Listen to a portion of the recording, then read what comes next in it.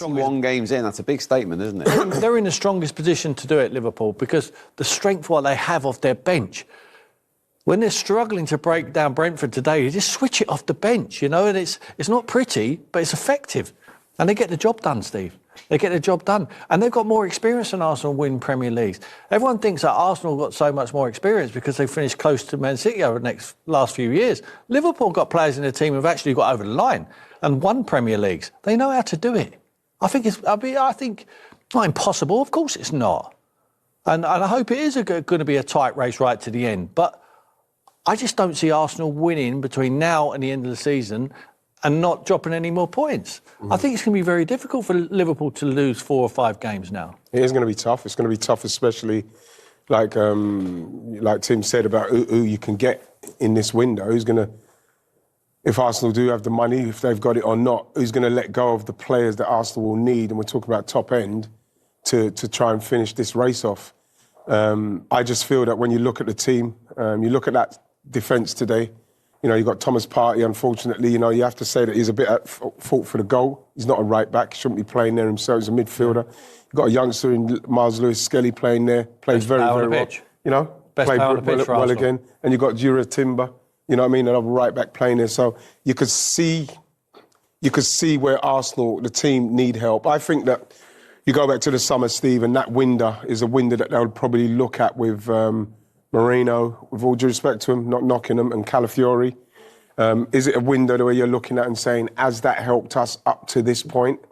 And you have to think to yourself, it's not done as much as we needed it to do. And we double-checked earlier on, the net spend for Arsenal in the summer was only £21 million. 21, yeah. So you look at that and you think that, the people upstairs need to do something. You know what I mean? I think I will back this manager to the end. You know what I mean? He's continually progressed us as the years have gone by. People saying he can't get over the line. He can't get over the line with the way it's going with this crop of players. He needs more help. He needs the ball to help him. Win earlier on. And it looked so good at 2-0, didn't it, when Havertz got his goal? Yeah, it did. And to be honest, the way they were playing, it was comfortable. But you always know that in the back of your mind, you do feel that Villa and the way they're playing, especially with that mid-block, and the pace they've got up front, then they're going to have a chance of scoring. So, it was up to us to be a little bit more calm about the way we were doing, bring them onto us a little bit more, try and break through. But it didn't happen. Villa are a quality side in that respect. You have to see them off, Steve. Try and break through. But it didn't happen.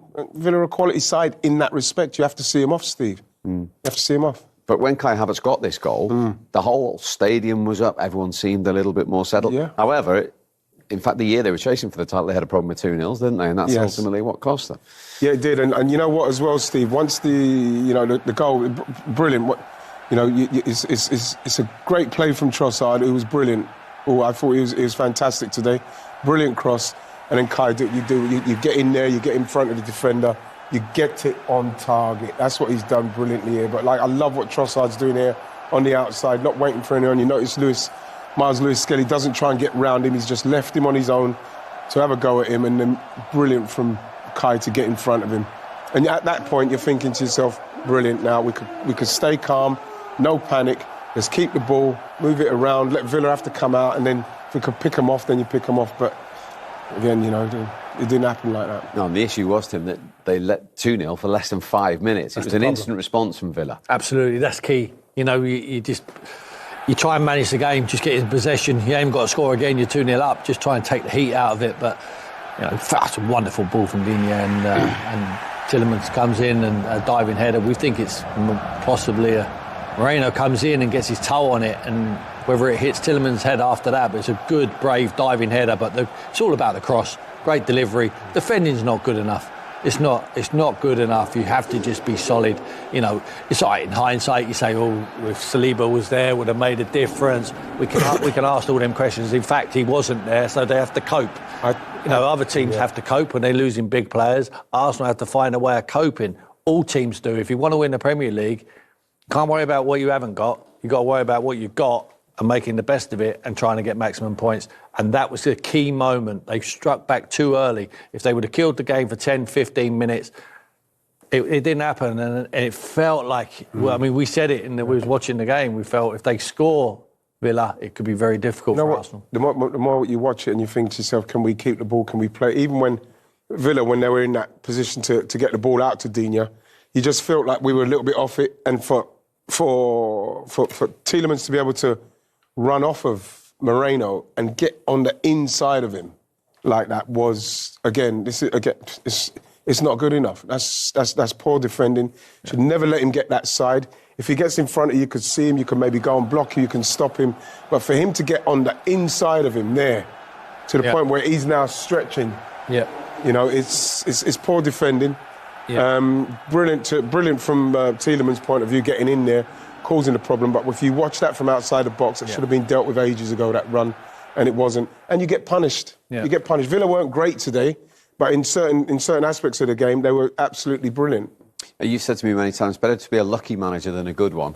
Unai Emery was about to take Ollie Watkins off. John Duran had his tracksuit top off. The number was prepared. Yeah. The piece of paper was into the fourth official, and then this happened. And then this happens, yeah. I mean, right, he would never have been in this position because they never ever brought him off. But Ollie was coming off. Wonderful cross to the back post, but it's poor defending. I cannot tell you how bad this is from Thomas Partey here. He has him there. He's got him in a good position. Now he hasn't. He steps up. The rest of the defence drop. He needs to drop with the line. Just manage it. Head the ball. And Ollie just keeps his eye on it. And he cannot believe that misses Kai Havertz's head, and he just gets a volley on it. He's so close. Raya has no chance, goes above his head. As you said, it's Unai Emery has won for him there. He got lucky on that one because who's to say John Duran wouldn't have done that anyway. Ollie Watkins will score goals. If you leave him on the pitch, he will score like Duran does when he comes off the bench. I do feel for Thomas Partey there, though. He's a right back. He's playing right back. He's a midfield player. Again, it comes down to the squad and the thinness of the squad. And he's been put in a position where I think Trossard, can he get closer to that cross?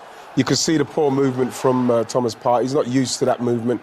Yeah. Once he's come back in, there's no way he should be leaving him to go off the back of his shoulder like that. He's got to stay with him. Yeah. He cannot have that much time and space. And again, I thought that Arsenal were very dominant with the ball and played very well. Villa had their moments. And there are two moments there what cost us, really cost us, because they punished us, they were ruthless with them. They're chasing one team, which is Liverpool, and I put myself, and I look at them two goals there, Marino for the first one, Thomas Partey for the second one, and I look at how Liverpool would have dealt with that, and all I see is Gravenberch. Gravenberch does the ugly side of the game. He's responsible, he sees it, he defends, he helps out his defenders. I think these Arsenal players play for themselves too much to say, well, that's my job, I'm a midfield player. I feel for Thomas because he's not a right back. They're asking him to do a job because it needs must at the moment because of the injury problems they have. But you need to be diligent, you need to do your job, you need to be responsible for your team. Unfortunately, the two central midfield players, one playing right back today in Thomas Partey, have cost them today because they haven't been willing to put their bodies on the line and do their jobs properly. They're just intent of just waiting to get the ball forward and then they want to join in. We can all want to join in and play and go forward and create chances and score goals. Sometimes you have to put tackles in. You have to get your goal side. You have to head the ball out of the box. They're not doing that well enough. Whereas Gravenberch for Liverpool is doing all that and more. OK, let's hear from the man who did punish Arsenal with that second goal. Killer goal in the end, Ollie Watkins. Ollie, what a fight back. Just how satisfied can you be with that point today? Yeah, I think really satisfied, going 2-0 down and then bringing it back and then pushing on, looking like we could get a third. I think, it's massive to go 2-0 down at the Emirates is tough to come back from behind, and obviously we did that. We rescued a point, so it's positive. You were about to come off and then you scored. Oh, really? I didn't realise. You didn't know that? No, I didn't realise that. To be fair, I was disappointed that I did come off. Obviously, I want to play as many minutes as possible. I felt like I was having a good game. So, it was, obviously the manager's decision, do whatever I can to help the team, but obviously I want to play as many minutes as possible. What a finish. Talk me through it. To be fair, I was in two minds, kind of. I didn't know whether to take a touch and then finish or hit it first time, and so many things were going through my mind at that moment, but I just thought, just to make contact with it, hit the target, and it was nice to see it go in. Yeah, John Duran was stood there about to come on just before you did score, and then obviously Unai told him to sit back down and put his jacket on. But what does that competition do for you, and how much does it motivate you? Do you like the competition? Yeah, I think you know, it's good to have competition. It's never nice to be comfortable, and it's always good to be kept on your toes. So you can see what John can do. He's an unbelievable young player with so much talent. You've seen some of the goals he's scored this year, so it speaks for itself. But I think you need healthy competition in every squad. Aston Villa 2 points off the top 4 as things stand. Is that very much the focus now for the rest of the season? Yeah, I think, you know, just take it game by game, see what happens. We had a bit of a sticky patch. We came out from that, and we started to pick up some points, and now the league table looks quite tight. So, you know, we're just focusing on the next game. We got the Champions League game now on Tuesday, so recover and get ready for that, and then go again. Brilliant, thanks Ollie, good luck midweek. Cheers. Oh, I'm Rebecca Lowe. Robbie, what happened for the first hour? Yeah. Arsenal were really impressive, and at half-time both of you were singing their praises. Absolutely. A couple of ill-disciplined moments defensively. Players allowed from the Aston Villa team to get an effort in on goal that cost them. 2 goals in 8 minutes has cost a game when, before the game, I think they'd have been disappointed in the draw. In the manner that it's come, can't believe that's happened. And it was one of those days where a draw feels like a loss. You look at the faces of the manager, look at the faces of the player. They knew how important the 3 points were, and in some ways, they've let that go. You can't be too up at home, can you, with half an hour to go? Well, that's the thing that's so devastating, because they gave a huge effort in that game, a huge effort to get 2-0 up after an hour. First game's a fair goal from Yuri Tillemans.